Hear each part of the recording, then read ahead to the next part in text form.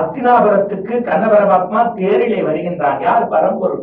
அவனை வரவேற்பதற்கு யார் நிற்கின்றார்கள்? பீஷ்மாச்சாரி, கிருபாச்சாரி, தோழாச்சாரி நிற்கிறார்கள். பீஷ்மர் போய் கிருஷ்ணனை சொல்றான், நான் நேரத்தின் அருமை கருதி சொல்றேன், கிருஷ்ணா என் வீட்டுக்கு வா, மாளிகை உனக்கு வேண்டுங்கிறத நான் தரேன், என் வீட்டுக்கு வாங்குறான்.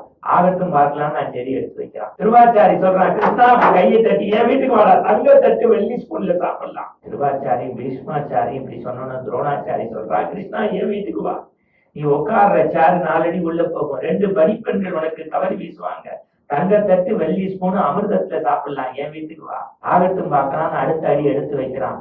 ஒல்லியா ஒருத்தர் இருக்கா, உங்க பெரிய புராணத்து பூசலார் மாதிரி, விதுரன்னு பேரு. கிருஷ்ணா அதுவும் அங்க தெரியுது பாரு, அதுதான் உன்னுடைய வீடு வாங்குறான். அது வீடு இல்ல, 3 பக்கம் மண்ணு சவறு, மேல கூட ஒரே வார்த்தை. கிருஷ்ணன் அபோட்டன்ல திரும்பி பீஷ்மாச்சாரி, துரோணாச்சாரி, கிருபாச்சாரிட்ட சொன்னா, ஊர்ல எனக்குன்னு ஒரு வீடு இருக்கும்போது அடுத்தவன் வீட்டுல தங்கினா அசிங்கம்னு சொல்லுவான், என் வீட்டுக்குள்ள போறேன்னா. அது வீடே இல்ல, அன்பினால் கட்டப்பட்ட வீடு. அடுத்த வேலை சாப்பாட்டுக்கு வழி இல்லாதவன் விதுரன். இருந்தாலும் வீட்டுல இருந்த 2 பழத்தை எடுத்து வந்திருக்கவன் வீதியை இப்பி, இருந்தாலும் அவனுக்கு டென்ஷன் மேல டென்ஷன். திடீர்னு என்ன பண்றதுன்னா, தோலை பிச்சான், பழத்தை கீழே போட்டு தோலை கிருஷ்ணன் வாயில கொடுத்து. இந்த விதுரன் கேட்டான் கிருஷ்ணனை பார்த்து, பரம்பொருளே நான் கொடுத்த பழம் எப்படி இருந்தது? ஈரேழு உலகத்துல இந்த மாதிரி பழம் சாப்பிட்டது இல்லைன்னா. பயந்துட்டு வாயை பாக்குறான், வாயில தோடு, பழம் கீழே இருக்கு. அதுக்கு பரம்பொருள் சொல்றான், பரவாயில்லடா, நான் ஆயர்பாடியில கோபியரோடு விளையாடுகின்ற போது யசோதை கூப்பிடுவா, கோக்களுக்கு பழம் கொடுக்க சொல்லி, நான் பழத்தை சாப்பிட்டுட்டு தோலை கொடுப்பேன், போனா பசு